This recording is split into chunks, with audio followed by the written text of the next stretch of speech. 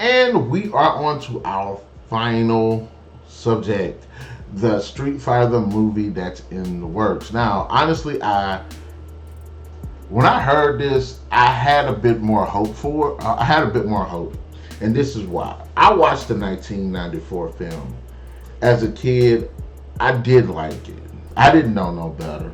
I didn't have no kind of context. I had no world experience.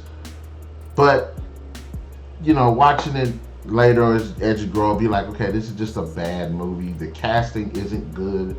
The fights are terrible. The way it's shot, the costume designs, the story itself, just the writing all around is just absolutely. And look, Raul Julia, love the guy. He is an awesome Gomez Adams. He owns that role. Charming, chic, on the top of his game in that role. As Bison, hell no, that was a poor choice.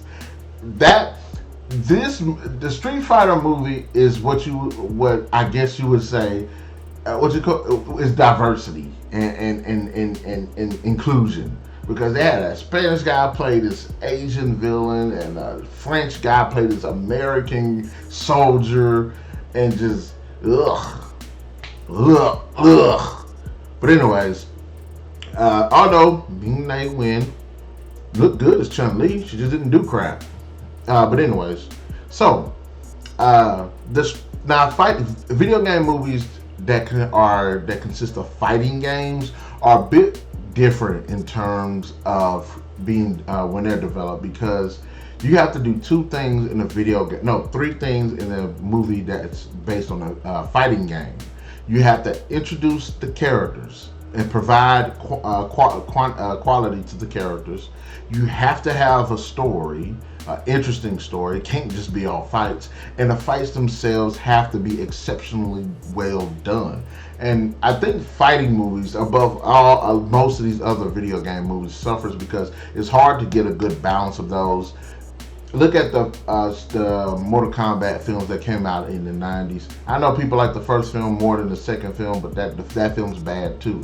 The thing about those films is they introduce a lot of good characters that we know as fans, but people that watch that haven't played the games don't know who these characters are. They don't know their motivations. They don't know why they're doing what they're doing, where they come from, and it's kind of hard to get that balance of introducing those characters to provide enough information for people to like them and have them potentially get killed off in the film in a fight. And so it's like, and they always have to balance out, okay, we have all of these characters. How do we balance it out with telling a good story? And then on top of that, how many fights do we get to? And this is one of the things that I say fighting games should always do. You should always, when it comes to a fighting game movie, I think they should try to balance it out as a trilogy, because there's no way to introduce all of these characters, talk about the story, and then have all of these amazing fights in one film.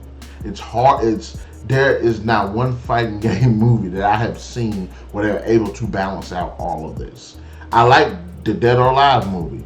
It doesn't do it. The fights are fun, but a lot of characters, you don't know who these characters are. The Mortal Kombat films, even with the 2021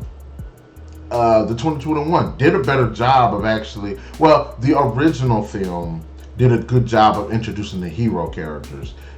Jax, Sonya Blade, Johnny Cage, Liu Kang. You understood their motivations and stuff. Raiden, you understood his motivations. Even Shang Tsung, you understood his motivations. But then you got other characters like Sub-Zero, Reptile, Kano, who was somewhat alright, and Scorpion and Goro. But you know what I'm saying, you don't really get to know the gist of these characters and their motivations, where they come from.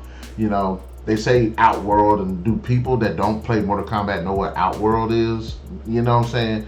Or, you know what I mean? So we have to talk about stuff like that when it comes to fighting games. And Street Fighter, I think, is a bit, and going back towards the storytelling, I think in terms of the game quality, Mortal Kombat, when they came out to 2000, with the 9th game, the 10th game, the 11th game, of course, killed it with characters, killed it with the story, killed it with the fights.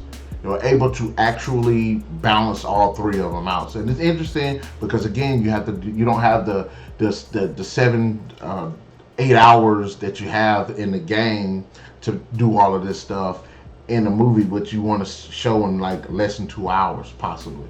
So the best way they can do the and then in terms of Street Fighter, I like to play the Street Fighter games. I don't follow the story like I do Mortal Kombat. Mortal Kombat, I actually got a bit more gist of the story, where these characters come from, what is everything going on about. Street Fighter got kind of the rough. If it ain't back to the basics of what it used to be back in the day, I don't know all the new characters now. I don't know what they're doing with all of the new stories that they're telling with it, but I would say the same thing for the Street Fighter film as well. If you're going to make this a fighting game movie, you can't do all this in one movie. This has to be planned out in like at least a trilogy, because in that trilogy, you can actually introduce all of the characters. Hell, the first kind of do basically what the Mortal Kombat 2001 did. That game wasn't that movie wasn't the tournament. It was introducing the characters in this film, and the sequel is supposed to be the tournament. So I could kind of see it being like that with Street Fighter. Had the first movie just kind of being like the introducing the characters. You possibly introducing Ryu, Chun-Li, Guile, Ken, Bison, and you seeing Bison being the threat of Shadow Lao Lord. And then the second movie is where they actually have to like deal with Shadow Lao, Sagat. You know, basically do you get the gist of what I'm saying? Like, I think it's an interesting idea. I do. I just don't. It's just too much story, too many fights. Because one of the fights people love seeing is, of course, the rivalry between Ryu and Sagat. And I like seeing that fight. I want to see a good adaptation of that live action style. So, I don't want to, and there's a couple of other fights as well. Of course, you want to see like Ken and Ryu. And in these films too, are they going to bring in Akuma, my boy Akuma, who's my favorite Street Fighter character? But you can't just introduce that character in the first film because it makes no sense to do that. Viper, you know what I'm saying? Just E Honda. Do you get what I mean? There's too many characters to introduce in one film and then have all these fights and stuff, So I'm interested in seeing a live action Street Fighter film, but unless they tell me that they got it, this is going to be a trilogy, and I'm a trilogy guy. I think any good story can be told in a trilogy. Look at the Hunger Games. Even though it's split into 2 movies, there was 3 books. Look at The Matrix, even though they added a 4th movie that was totally unneeded. Look at The Lord of the Rings. I think any good story, especially a fighting game, will definitely benefit from it being a dang trilogy. So give me a trilogy of Street Fighter films. Write it out perfectly. It has to be the story, the writing has to be on point. Because like I said, you're introducing a lot of characters, you're introducing a lot of characters' motivations, you're introducing a lot of character stories, and you have to be able to bring those together in a good story with really good fights. So that's pretty much everything I have to say on this episode. Guys, in the comment section below, let me know, what are your thoughts? Do you think that it's a good idea for Knuckles to have his own spin-off, or do you think they should just go straight to the movie, just put all that energy into a Sonic 3 movie, or possibly a Knuckles movie? Do you think that the Stranger Things Tokyo is a good idea and a good direction for the Stranger Things franchise? I'm still on the fence about that. What are your thoughts about Deadpool 3? Who would you like to see him fight? Who would you like to see return in the 3rd film? And of course, the Street Fighter movie, let me know your thoughts. What would make a good Street Fighter movie? Be sure to hit that like, share, subscribe, and that notification button to get the best what we got going on in this channel. And we are going to be doing the Streamline podcast on Friday, so stay tuned every Friday where we're going to be talking about a whole lot of interesting stuff and a whole lot of interesting nothing. But anyways, thank you guys for staying tuned. We'll definitely catch you guys.